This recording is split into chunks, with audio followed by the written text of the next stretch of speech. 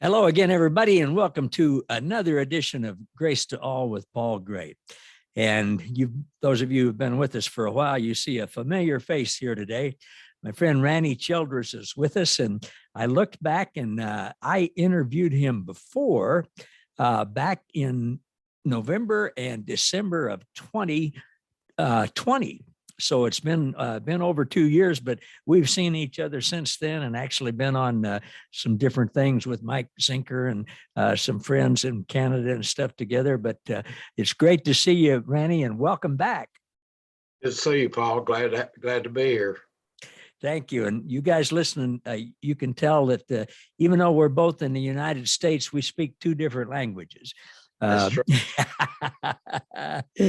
Oh boy, in our group, our Sunday morning Zoom group, we've got people in the United States and around the world, as I know you do in yours too. And sometimes the guys in Sweden or Germany or Luxembourg have to ask me to interpret for the guys in North and South Carolina.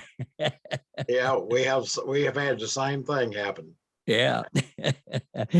Well, Rannie is he's got a whole bunch of different degrees and certifications and a variety of alcohol and drug and addiction counseling things and human resources and educations.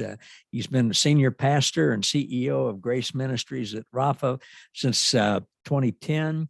And before that, he had a long and wonderful journey, starting out as a bartender and an Ordinance Man in the Navy, 15 years behind bars. And he began his grace journey with the Grace Communion International and with Steve McVey, Baxter Kruger, Paul Young, Mike Zenker, friends of both of us, but mostly with the Holy Spirit. So Randy's had just an unbelievable journey, and it's still going, isn't it? Yeah, so far so good. Yeah. A lot of people didn't think I'd make it this far, me included. Yeah, no, same with me. And we, as I mentioned, Randy's been on the show before, and what I'm doing these days, at least for 2 or 3 months, is I'm interviewing people that I've interviewed before, because I'm featuring these guys in my new book, Grace to All, which is the same name as the podcast. And writing in the book, there's a couple of pages about each person, and then how you can contact them and where their ministry is, and books they've written, or different things like that. And my goal is to help people around the world connect with like-minded people, because people don't always relate to me, but there'll be people who will relate to Rannie or to Steve McVey or Mike Zenker or somebody else. And I don't know about you, Rannie, but I've had people say, is there anybody at all within 100 miles driving distance of where I am that's seeing God the way that we are and those things? And there usually is, but they don't know it. And I didn't know it before. And so my goal with this book is to help connect people with you all. And tell me what you're seeing with your ministry and the things you're doing around the world with how people are getting this message and how they're growing. Well, Paul, some of the same stuff. I know the quote pandemic, forced us to learn how to do Zoom and all that. And it really connected us with people all over the world that I probably would have never met. I met a lady from England and a couple of people from Africa, Nigeria and Cameroon in particular, who I met through a Baxter Kruger online conference, and they started joining in with us. And I say that to say this: I realized that this movement of this Trinitarian faith I have a feeling in my heart and my spirit that it's really moving around the world. Now, a lot of people would say, oh my God, we got war going on and we got this. Well, guess what? That's been going on since creation. And but there's also been the movement of the Holy Spirit going on. We have people who are really looking, in my opinion, now are looking for, what we call the real undiluted gospel. and they're feeling it in here, and they're not being led by a track. They're not being drawn in by a billboard on the interstate. This, you know how we do. And in this, it's coming from within here. They have this yearning. And see, I found out that's where I searched for many years out here to find what I was missing. And then I realized what I was missing has been here all along. I just wasn't exploring it or allowing myself get out of the way and allow myself to be aware of it. But yes, we are meeting a lot of different people. And now that things are coming back to we're meeting back in person, you know, our ministry is at the largest men's drug rehab in the state of Alabama. We in a chapel right in the middle of that campus. And of course, my years of substance abuse counseling brought me to the connection with all these different people. And we're allowed to use that. And in return, I quote volunteer as a chaplain for the men at the facility. And there's a facility down the street that I once was the director of. And during the pandemic, they used to come to over chapel services with us as well.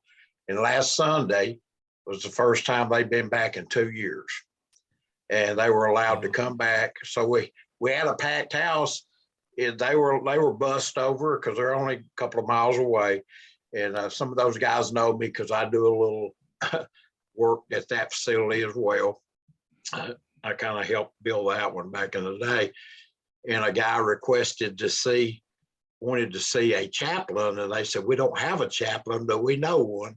So they called me over, and I went over and met with a guy. And we had I don't know if I tell this, we had an unusual experience Sunday. Our speaker was one of our guys, Doug Johansson out of Minnesota, and he spoke through Zoom. You know, I try not to dominate the pulpit. I kind of get other people to speak quite often, you know, because people, that's the way I do. And he spoke, and he spoke on Paul's message to the folks about the unknown God on Mars Hill, of course, in Acts. And I was watching, because I'm doing the recording and stuff, and I was watching this one young man come in. Don't take this wrong, but he came in, he strutted in. He had a Bible, you know, the kind of Bibles that sit on the coffee table, you know, those kind. Yeah. He had one almost as big as that under his arm. He sat down, and we did a little music. We did a little this, and you know, we're not your traditional church where we start shouting and hollering at you. So, and the guy was speaking on Zoom. He was teaching. He was doing a teaching, which was really good. And this guy, I noticed about 10 minutes into it, he got up and strutted out the door. And I was thinking, I wonder where he went, because they're not really supposed to wander off. Well, he went out, and matter of fact, a mutual friend of ours, his son works there part-time at the facility these days. And he went out, it just happened to walk up to him because he's on duty. And the guy said he walked up to him and said, God's not in that building. And he went, and the guy said, really? And he kind of laughed at him. He said, well, I don't know what to tell you. I said, I guess you can go get on the van and wait. And he went and got on the van and waited until it was over. And it was just that. And I brought that up to say this. I didn't upset me, because I know he's been indoctrinated to expect a certain thing when he walks through the door. He's been indoctrinated to hear a certain message when he walks through the door. And sometimes all over this land, all over this earth, we have people that, if they show up to a service on Saturday, Sunday, or whatever day, they're expecting their weekly whipping. And they want to hear about what bad is going to happen to you if you do not straighten yourself up. And you got to realize these guys are recovering guys that are in alcohol and drug treatment. They've already been beat up pretty good. their life has taken them down a road, most of them, you know, regardless if they're there through the courts, if they're there through their wife told them they're going to leave them, whatever, or they just got sick and tired and give up. They've been beat up pretty good, but we still, a lot of times, evangelical Christianity has taught people to expect your beating and your whipping. And that's what I see. The toughest thing to overcome now is not to, once a person grasps this new, which is not new, as you know, once they grasp it, it's like, wow, this is great. But they have to unlearn some stuff before they can get it. That makes sense? Man, it does. And, you know, there's been kind of a common theme through people I've been interviewing these last couple of months. I'm getting goosebumps just thinking about it. Just about everything we learned in evangelical religion was wrong. Just about every dadgum thing. And I mean, and it's something, well, we know it's the Holy Spirit has to, because when we hear, when most people start to hear the really good news, it resonates with our heart and we go, yeah, but our mind goes, no, God can't be in that because, you know, that ain't what I've been taught. Well, it takes that switch has got to flip. And once it does, boy, then everything is just like it goes from black and white to color. But we've been, and I think the longer people have been in it and the more involved they've been in it, unless a real crisis hits, it's really hard to see it. In my case, I had a real crisis. Had my son-in-law, who was our associate pastor, and he and I were really close. He got cancer and died when he was 29. And, I just, I thought he was going to live. And, I told people at our church that he was going to live. And, we prayed and we fasted and we cast out demons and we, all of that kind of stuff. And some people told us, well, if you just had more faith, he'd live. Well, when he died, I just, I was just, I was, all my energy was gone from a year-long battle of trying to be a husband and father and grandfather and a pastor and help the youth group that he was leading and all that kind of stuff. And I just had to go to God and say, boy, what I've been doing, it doesn't seem to be working. And, I just heard him say, well, yeah, that's because you haven't been doing, you've been doing the wrong thing. Now let's start over. And man, what a difference. Yes, that resonates with me as well. And it's funny, a lot of conversations, if you've noticed that sometimes you'll go through a series of conversations with different people and just like, dang, every conversation I get into leads around to the same kind of topic. And that's kind of what's happening here. And one of the things that some guys were talking about recently about we want someone to, like our friend, we have a friend who we've made one of our, kind of like our guy in Africa. His name is Paul Unkpe, and he's in Nigeria, and him and his wife, and they were just they got engaged with us, and his wife died in October. She come up with, I attended her funeral virtually, it was quite an experience because it was out in a village and the whole shot. I was a real smart guy, and we had a conversation about,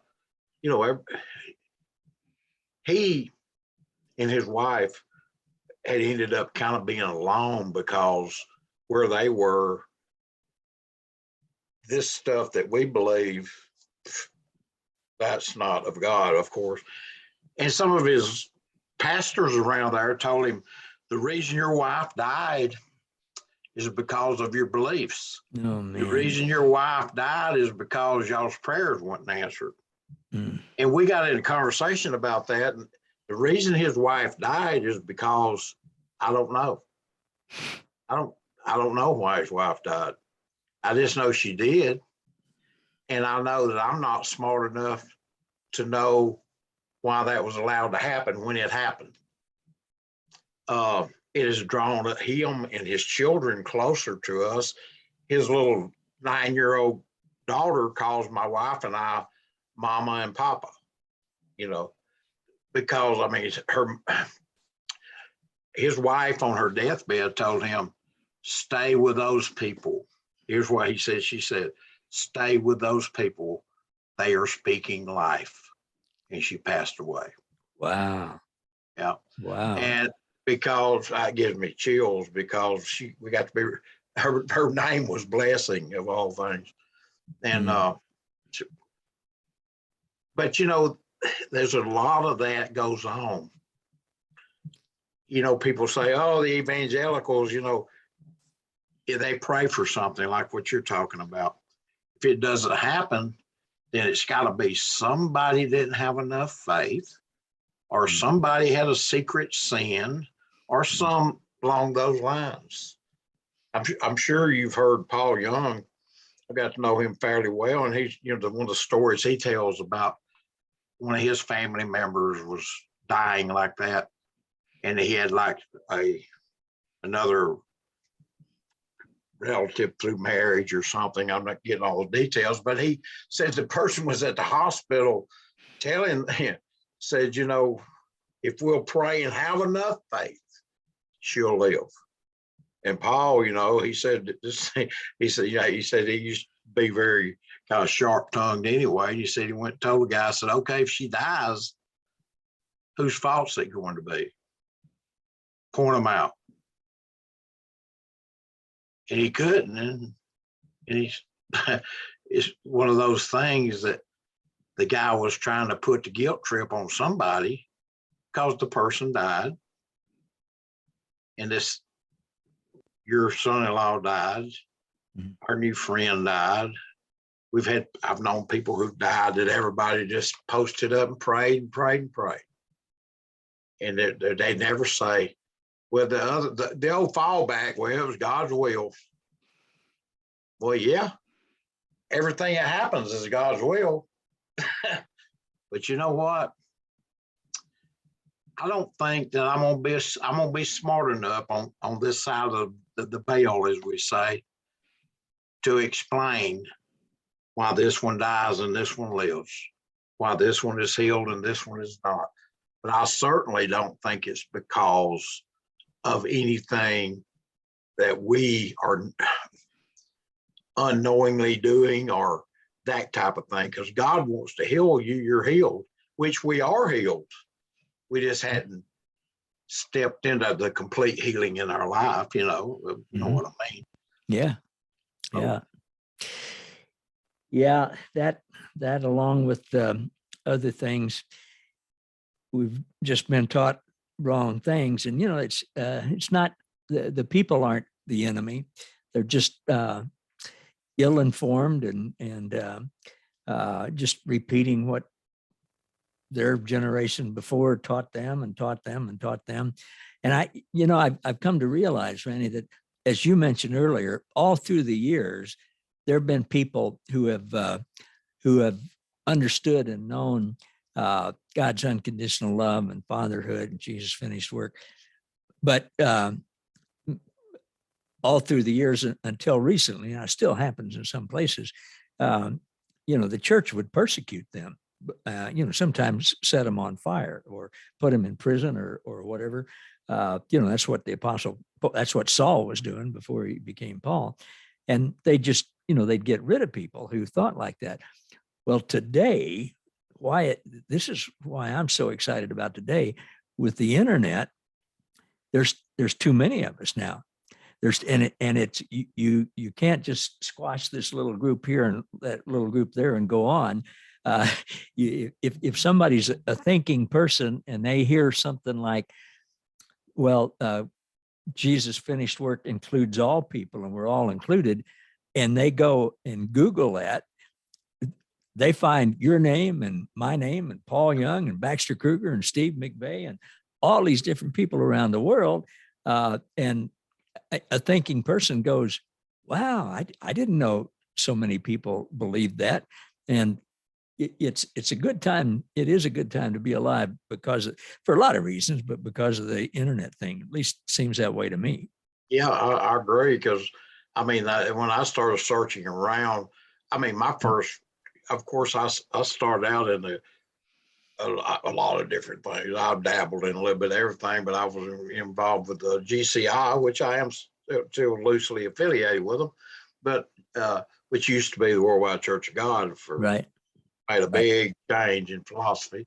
But I watched these. I think the name of their podcast, it was like a podcast or whatever. It's called You're Included, and it was Mike Fazell, who used to be right under the Pastor General, they called him, and he was interviewing people like Baxter Kruger, Paul Young, and all these different people, and I'm like, I've never even heard of these people. And I was but I said, but they're speaking what I'm feeling. They're speaking what I'm trying to figure out how to verbalize my feelings, and they're doing it for me. And that started my journey on studying on that and reading up on it, and listening and reading their stuff. And I think that's how I got your name through when I was with Steve McVey's morning coffee thing. I think it's the first time I saw your name. That's when I met Mike Zenker. It's just, just started connecting with different people. And even the people here that our little core group which is really small now because they were older and they've kind of died off slowly. And we were talking the other day about how, I met the messages that I was giving 10 years ago. They've just evolved. I wasn't giving fire and brimstone even then, but they've just evolved. And it's like, I said, well, it's not because I'm so smart. I just got so many resources to pull from now. Yeah. You know what I mean? Oh, I read do. books and I read their books, and I just, I'll use a little bit out of this book or that book. It's like our motto we have with our little group is that all are included and God is not mad at you. Those guys are there. Most of them just really love that.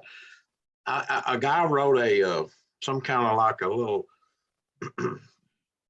I guess where he went through the program there, and they had asked, some people can go back to that site, not our site, but the treatment center site, and talk about whether they liked their experience or not. And one of them, his biggest thing was he said that some of his buddies asked him to go to chapel service on Sunday. This is a few years ago. And he goes, I didn't come here for that. And said them guys kept on, said, oh man, you'll like it, old guy out there, he'll keep you laughing or something. He'll give us a free honey bun, some coffee or something. He said, I finally went, just shut him up. He said, I made sure and sit way on the back. And I'll never forget, he says, and this guy gets up and starts talking, and I'm like, he said, he asked the guy next to him, that's the preacher? And he goes, yeah. And he goes, I ain't never seen no preacher look like that or talk like that. He says, then his wife got up and she did a prayer. He said, now she seemed like she ought to be the preacher. He said, then she sat back down and said, this dude got back up. And he said, before we get started, I want to let you know something. You're included in the love of God, and he is not mad at you. And he says, something hit me right here and here. And he's like, what did you just say? I have never in my life, he said, I was raised in the church. He says, I never, ever, ever heard anybody in church tell me that God's not mad at me. He said, because that was one of the biggies. He got to be mad at me because I'm such a screw up. Well, he said, you know what? that changed my whole thinking. He said, I started coming back and listening, started studying on my own. He said, I actually started enjoying trying to learn more about how God is, who God is, and how it applies to me personally. And he said it was all about that guy saying, God's not mad at you. So, I'm sticking with that one. So those experiences make it all worthwhile, don't they? yeah, if it's just one guy, because one guy, that'll affect everybody he comes in contact with from now on. Yeah. His philosophy. He'll tell that story. He'll probably tell that story to his family and stuff. Just like I tell stories about how people who have affected my life, things that they've said to me. Yeah. So, yeah.